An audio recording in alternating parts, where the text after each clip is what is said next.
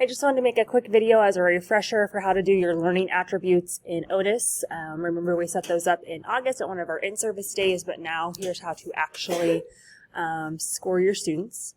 So over here on the left, I'm going to choose assessments. And then come to assigned. And then in classes, you just need to find the class that you have. And so now that I'm there, I will choose my learning attributes for quarter one.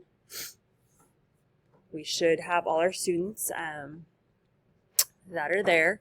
So an easy way to start out with, remember 3 is meeting the expectation, 4 is going above and beyond, and then obviously you can do anything with half points either way. But I always like to start out by choosing all of my students. So I just click that first name box. And so now if I just go to the first student and choose all of their expectations to be 3, it's just going to fill that in for me.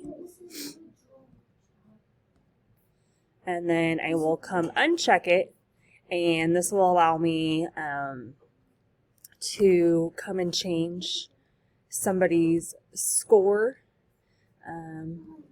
as needed. And so I can do that for each student in each area. The one thing I would encourage you, anybody who is not getting a 3, that you let the parents know, like, why are they not getting a 3? And to simply do that, I'm just going to come over to the comments by their name. I can add my comment here, and then say save, and the parents will be able to see that.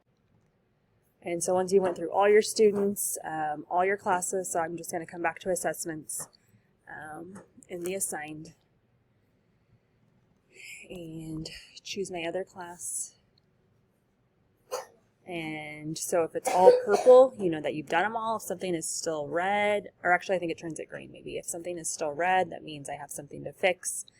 But I can come in here and get those things done, and that's all you have to do. If you want me to check to make sure that your learning attributes were entered correctly, just shoot me an email and I will gladly pull the report to make sure that we have them.